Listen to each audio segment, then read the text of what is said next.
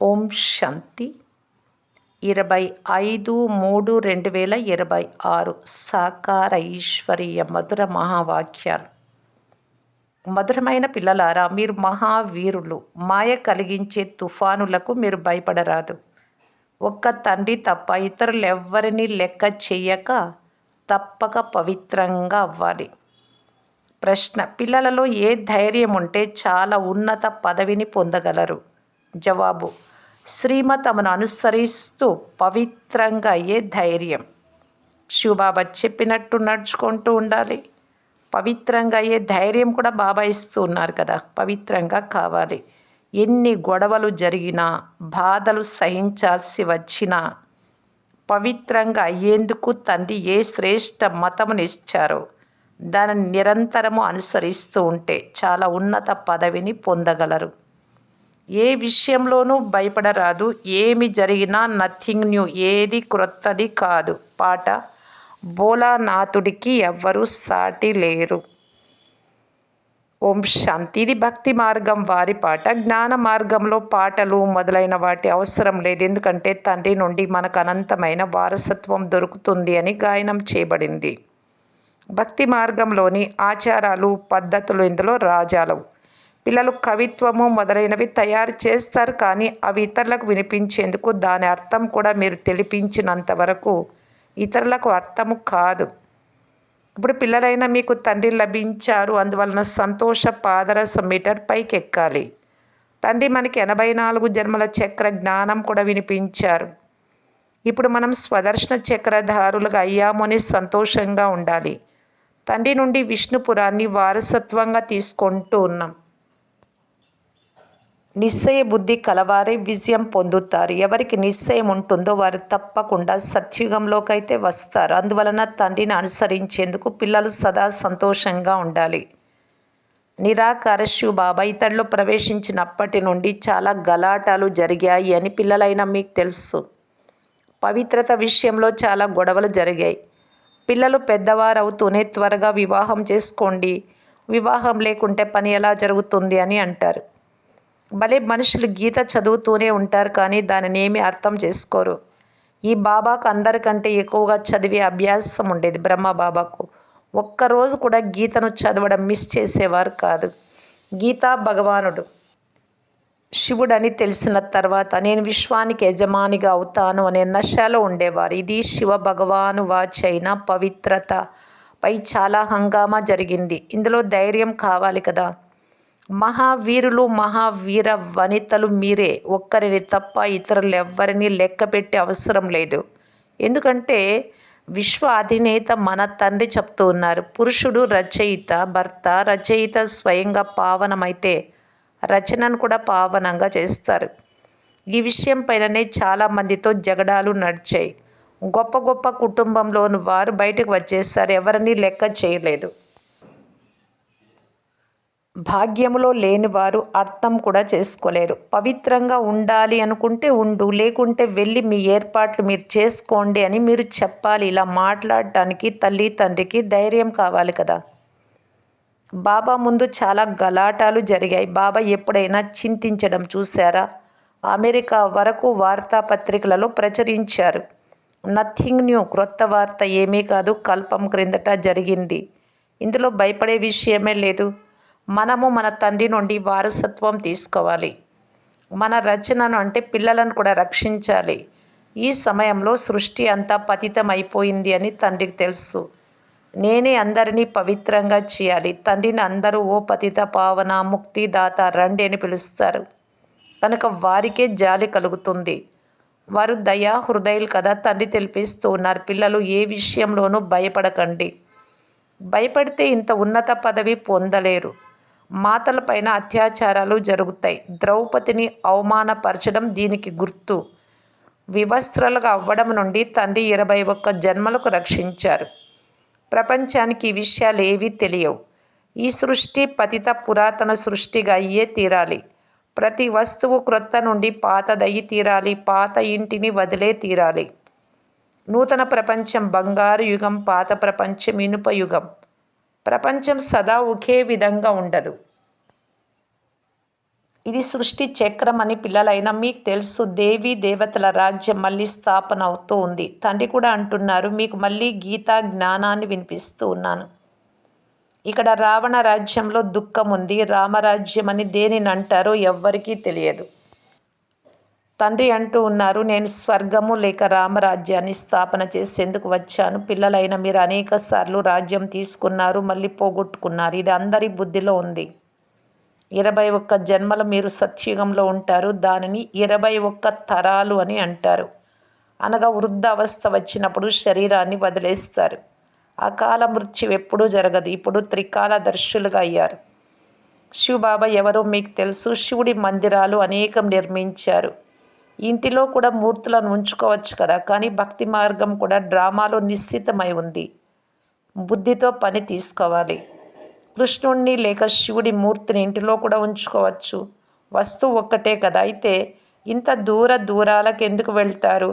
అక్కడికి వెళ్తే కృష్ణపురం వారసత్వంగా ఏమైనా లభిస్తుందా? జన్మాంతరాలుగా భక్తి చేస్తూ వచ్చాము అని ఇప్పుడు మీకు తెలుసు. ఇప్పుడు రావణరాజ్య ఆడంబరం కూడా ఎంతగా ఉందో చూసారా? ఇది చివరి సమయంలో కనిపించే ఆడంబరం. రామరాజ్యం సత్యుగంలో ఉండేది. అక్కడ కూడా ఈ విమానాలు మొదలైనవి ఉండేవి. కానీ అవన్నీ మాయమైపోయాయి, పుష్పక విమానాలు. మళ్ళీ ఇప్పుడు ఈ సమయంలో వచ్చాయి. వీటిని గురించి ఇంకా నేర్చుకుంటూ ఉన్నారు.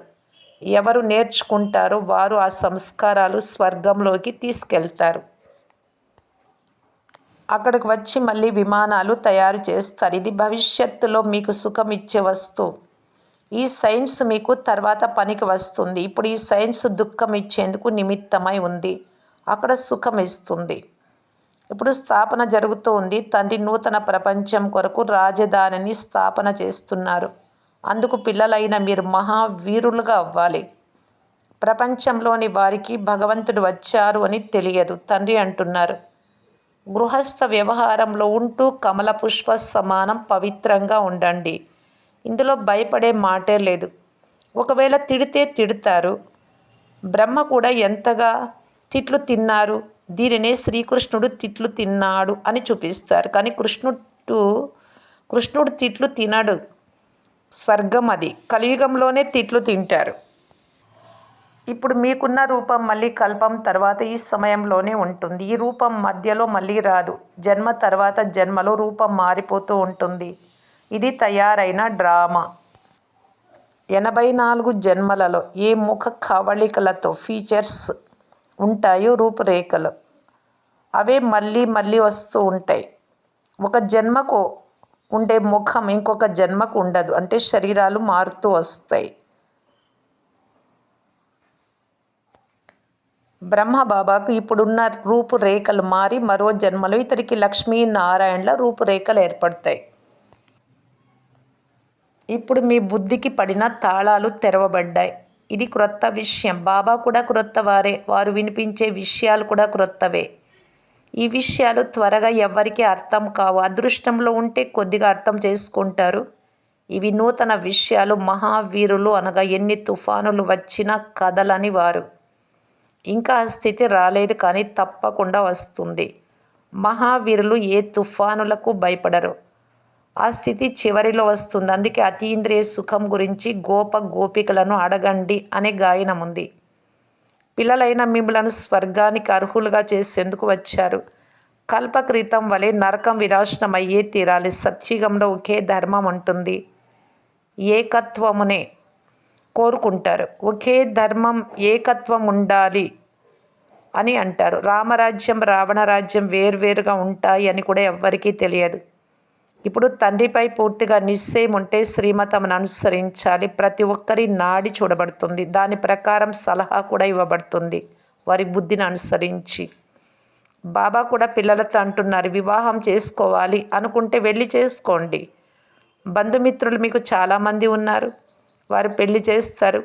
వివాహం చేసేందుకు ఎవరో ఒకరు వస్తారు. కావున ప్రతి ఒక్కరి నాడి చూస్తారు. బాబా, మేము పవిత్రంగా ఉండాలి అని కోరుకుంటున్నాం. మా బంధుమిత్రులు ఇంటి నుండి వెళ్ళగొడుతున్నారు. ఇది మా స్థితి. ఇప్పుడు ఏం చేయాలి అని పిల్లలు అడుగుతారు. అరే, ఇది కూడా అడగాల? పవిత్రంగా ఉండాలి. ఒకవేళ ఉండలేకపోతే వెళ్ళి పెళ్లి చేసుకో. ఎవరిదైనా నిశ్చితార్థం జరిగింది అనుకోండి, వారిని ఒప్పించాలి. ఇందులో తప్పేమీ లేదు. జ్ఞానం ఇవ్వండి వారికి కూడా. కంకణం కట్టునప్పుడు ఈ పతి నీ గురువు అని చెప్తారు కదా, నీవు నన్ను గురువుగా ఈశ్వరుడిగా ఒప్పుకున్నావా అని అడిగి వ్రాయించుకోవాలి. సరే అలాగైతే ఇప్పుడు నేను పవిత్రంగా ఉండమని ఆజ్ఞాపిస్తున్నాను అని చెప్పాలి పురుషులైతే. ఇలా చెప్పేందుకు ధైర్యం ఉండాలి కదా అమ్మాయికి చెప్పడానికి. గమ్యము చాలా గొప్పది.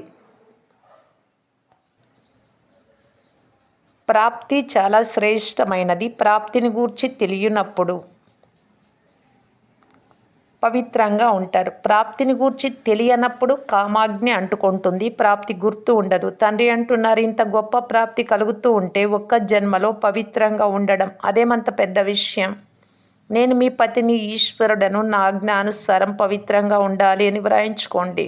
బాబా ఇలాంటి యుక్తులు తెలుపుతూ ఉంటారు. నీ పతియే నీకు ప్రత్యక్ష దైవమని భారతదేశంలోని స్త్రీకి చెప్తారు. మరి వారి ఆజ్ఞానుసారం నడుచుకోవాలి. పతి కాళ్ళు ఒత్తాలి అని కూడా చెప్తారు. ఎందుకంటే లక్ష్మి కూడా నారాయణుడి కాళ్ళు ఒత్తారు అని భావిస్తారు కదా. ఆ అలవాటు ఎక్కడి నుండి వెలువడింది? భక్తి మార్గంలోని చిత్రాల నుండి. సత్యుగంలో ఇటువంటి విషయాలు ఉండవు. లక్ష్మి కాళ్ళు ఒత్తటానికి నారాయణ ఎక్కడైనా అలసిపోయాడా? ఎప్పుడైనా అలసిపోతాడా? అక్కడ అలసట అనే మాటే ఉండదు. అలసట అనేది దుఃఖపడే మాట. అక్కడ దుఃఖము, నొప్పులు ఎక్కడి నుండి వస్తాయి? అందుకే బాబా, బ్రహ్మబాబా ఫోటోలో లక్ష్మి పాదాలు ఒత్తుతూ ఉండేది. తీయించేశారు, తొలగించేశారు. నశ ఉంటుంది కదా, చిన్ననాటి నుండి వైరాగ్యం ఉండేది. అందుకే చాలా భక్తి చేసేవాడు. కావున బాబా అనేక యుక్తులు తెలుపుతాడు. మనమంతా ఒకే తండ్రి పిల్లలమని మీకు తెలుసు. అందువలన మనమంతా సోదరి సోదరులము. తాత నుండి ఆస్తి తీసుకుంటాం. పతిత ప్రపంచంలోనే తండ్రిని పిలుస్తారు. పతిత పావనుడు, సీతలందరి రాముడు, తండ్రిని సత్యము అని కూడా అంటారు. సత్యఖండాన్ని స్థాపన చేయువారు. సృష్టి ఆది మధ్యాంత్యాల సత్యమైన జ్ఞానాన్ని వారే మీకు ఇస్తున్నారు. ఇప్పుడు మీ ఆత్మ కూడా జ్ఞాన సాగరంగా తయారవుతుంది. మధురమైన పిల్లలు ధైర్యంగా ఉండాలి. మనం బాబా శ్రీమతమును అనుసరించాలి. అనంతమైన తండ్రి అనంతమైన రచనను స్వర్గానికి అధికారులుగా తయారు చేస్తారు. కావున పురుషార్థం చేసి వారసత్వాన్ని పూర్తిగా తీసుకోవాలి. సమర్పణం అవ్వాలి. మీరు తండ్రిని మీ వారసుడిగా చేసుకుంటే, కుమారుడిగా ఇక్కడ వారు మీకు 21 జన్మలకు వారసత్వం ఇస్తారు. తండ్రి తన పిల్లలపై బలిహారం అవుతారు. పిల్లలు అంటారు, బాబా ఈ శరీరము, మనస్సు, ధనము అన్నీ మీవే అంటారు. మీరు మాకు తండ్రే కాక పుత్రుడు కూడా. త్వమేవ మాతస్య పిత త్వమేవ అని పాడతారు. ఆ ఒక్కరి మహిమ ఎంత గొప్పది. వారిని సర్వుల దుఃఖహర్త సుఖకర్త అని అంటారు. సత్యుగంలో 5 తత్వాలు కూడా సుఖం ఇచ్చేవిగా ఉంటాయి. కలియుగంలో 5 తత్వాలు కూడా తమో ప్రధానమైన కారణంగా దుఃఖంనిస్తాయి. అచ్చట సుఖమే సుఖం ఉంటుంది. ఇది తయారైన డ్రామా. యుద్ధం 5000 సంవత్సరాల క్రితము జరిగిందే. ఇప్పుడు స్వర్గస్థాపన జరుగుతూ ఉంది. కావున పిల్లలు సదా సంతోషంగా ఉండాలి. భగవంతుడి మిమ్ములను దత్తు చేసుకున్నారు. పిల్లలైన మిమ్ములను శృంగారం కూడా చేస్తారు. అంతేకాక చదివిస్తారు కూడా. మంచిది. మాతేశ్వరి గారి అమూల్యమైన మహావాక్యాలు. పరమార్థము ద్వారా వ్యవహారము స్వతహాగా సిద్ధి అవుతుంది. భగవాను వాచ, మీరు నా ద్వారా పరమార్థాన్ని తెలుసుకున్నందున పరమ పదవిని ప్రాప్తి చేసుకుంటారు. అనగా పరమార్థాన్ని తెలుసుకోవడం ద్వారా వ్యవహారం, లౌకిక విషయాలు కూడా సిద్ధమవుతుంది. దేవతల ముందు ప్రకృతి చరణ దాసిగా ఉంటుంది. ఈ పంచతత్వాలు సుఖస్వరూపంగా తయారై మనసుకి ఇష్టమైన సేవ చేస్తాయి. ఈ సమయంలో మనసుకి ఇష్టమైన సుఖము లభించనందున మనుషులకు దుఃఖము, అశాంతి కలుగుతూ ఉంటాయి. సత్యుగంలో అయితే ఈ ప్రకృతి గౌరవం చూపిస్తూ ఉంటుంది. దేవతల జడ చిత్రాలపై కూడా ఇన్ని వజ్రాల నగలు అలంకరిస్తూ ఉంటే వారు నిజంగా చైతన్యంలో ఉన్నప్పుడు వారికి ఎన్ని వైభవాలు ఉంటాయి. ఈ సమయంలో మనుషులు ఆకలితో చస్తున్నారు, కానీ జడ చిత్రాలపై కోట్లాది రూపాయలు ఖర్చు చేస్తున్నారు. ఎంత తేడా ఉంది. వారు తప్పకుండా ఇటువంటి శ్రేష్ఠ కర్మలు చేశారు. అందుకే వారి స్మృతి చిహ్నాలు తయారయ్యాయి. వారికి పూజ కూడా ఎంతగా జరుగుతుంది. వారు నిర్వికారి ప్రవృత్తిలో ఉంటూ కమల పుష్ప సమాన అవస్థలో ఉండేవారు. అందుకే ఇప్పుడు వారు నిర్వికారి ప్రవృత్తికి బదులు వికారి ప్రవృత్తిలోకి వెళ్ళిపోయారు. ఆ కారణంగా అందరూ పరమార్థాన్ని మర్చిపోయి ఆత్మకు సంబంధించినటువంటిది పరమార్థం, దేహానికి సంబంధించినటువంటి వ్యవహారం వైపు వెళ్ళిపోయారు. అందువలన రిజల్ట్ వ్యతిరేకం వైపు వెళ్తూ ఉంది. ఇప్పుడు స్వయానికి స్వయం పరమాత్మయే వచ్చి వికారి ప్రవృత్తి నుండి వెలికి తీసి నిర్వికారి వృత్తి నేర్పిస్తారు. దీని ద్వారా మీ జీవితం సదాకాలానికి సుఖవంతంగా అవుతుంది. అందువలన మొదట పరమార్థం ఉండాలి, తర్వాత వ్యవహారం. పరమార్థంలో ఉండుట ద్వారా వ్యవహారం ఆటోమేటిక్గా సిద్ధమవుతుంది. ఈ పని చేసి తర్వాత క్లాస్ వింటా, నేను అలసిపోయా, నిద్రపోతా, తర్వాత ఇంకొక రోజు యోగం చేస్తా అమృతవేళ, లేదు కొద్దిసేపు పడుకుంటా. ఇలాంటివన్నీ వ్యవహారమే, దేహానికి సంబంధించినటువంటిది. ఏ విషయంలో అయినా ఆత్మకు ఉపయోగపడేది ఫస్ట్ శ్రీమతం, తర్వాత శరీరానికి. ఆ వ్యవహారం కాకుండా పరమార్థంలో ఉంటే ఆత్మకు సంబంధించిన విషయాలలో ఉన్నట్టయితే ఈ వ్యవహారం, మనం చేసే లౌకిక వ్యవహారం కూడా సక్సెస్ అవుతుంది. అంటే దాంట్లో కూడా విజయం పొందగలుగుతారు. ఓం శాంతి. మధురాతి మధురమైన అపురూపమైన పిల్లలకు మాతాపిత బాప్దాదాల ప్రియ స్మృతులు మరియు గుడ్ మార్నింగ్. ఆత్మిక పిల్లలకు ఆత్మిక తండ్రి నమస్తే. ధారణ కొరకు ముఖ్య సారము. ఫస్ట్ పాయింట్, సదా తండ్రి సమానంగా ఎందుకు ధైర్యం ఉండాలి, తండ్రిపై పూర్తిగా సమర్పణం కావాలి. సెకండ్ పాయింట్, ఏ విషయంలోనూ భయపడరాదు, తప్పకుండా పవిత్రంగా అవ్వాలి. వరదానం, సమస్యలను ఎక్కే కళ యొక్క సాధనము అని అనుభవం చేసి సదా సంతుష్టంగా ఉండే శక్తిశాలి భవ. ఎవరైతే శక్తిశాలి ఆత్మలుగా ఉంటారో, శక్తిశాలి ఆత్మలుగా ఉండాలి అంటే ఒకటి, నిరంతరం స్మృతి ఉండాలి, శ్రీమతం ప్రకారం నడుస్తూ ఉండాలి. వారి సమస్యలను ఎలాగైతే చక్కగా నేరుగా ఉన్న దారిని సులభంగా దాటుకుంటారో అలా దాటుకుంటారు. సమస్యలు వీరికి ఎక్కే కళ యొక్క సాధనంగా అయిపోతాయి. ప్రతి సమస్య బాగా తెలిసినట్లు అనుభవం అవుతుంది. వీరు ఎప్పుడు ఆశ్చర్యపడరు, ఏది వచ్చినా సదా సంతుష్టంగా ఉంటారు. వీరి నోటి నుండి ఎప్పుడు కారణము, అలాంటి కారణం ద్వారా ఇలా అయ్యా, కారణాలు చెప్పరు. కారణం అనే మాటే వెలువడదు, కానీ వెంటనే కారణాన్ని నివారణలోకి మార్చేసుకుంటారు. స్లోగన్, స్వస్థితిలో స్థితమై ఉండి సర్వ పరిస్థితులను దాటుకోవటమే శ్రేష్టత. అవ్యక్త సూచన, నిశ్చయం యొక్క పునాదిని గట్టి చేసుకొని సదా నిర్భయంగా నిశ్చింతగా ఉండటానికి బాప్దాదా తెలియజేస్తూ ఉన్నారు. డాక్టరు పేషెంట్ను మొదట నమ్మకంలోకి తీసుకొస్తాడు. బాగవుతుంది, ఏం పర్వాలేదు, త్వరగా నయం అవుతుంది. అప్పుడు ఈ డాక్టర్ చాలా మంచివారు, ఇక్కడ నాకు ఆరోగ్యం లభిస్తుంది అని పేషెంట్కు నమ్మకం కుదురుతుంది. అయితే డాక్టర్ ఎంత మంచి మందు ఇచ్చినా ఒకవేళ నమ్మకం లేకుంటే ఆ మందు యొక్క ప్రభావం పడదు. అలాగే ఆత్మిక వైద్యంలో కూడా ఎటువంటి శక్తిశాలి స్థితి ఉండాలి అంటే, ఇక్కడికి చేరుకున్నాం కనుక తప్పకుండా ఏదో ఒక ప్రాప్తి తప్పకుండా జరిగి తీరుతుంది అనే నమ్మకం అందరికీ కలగాలి. ఓం శాంతి.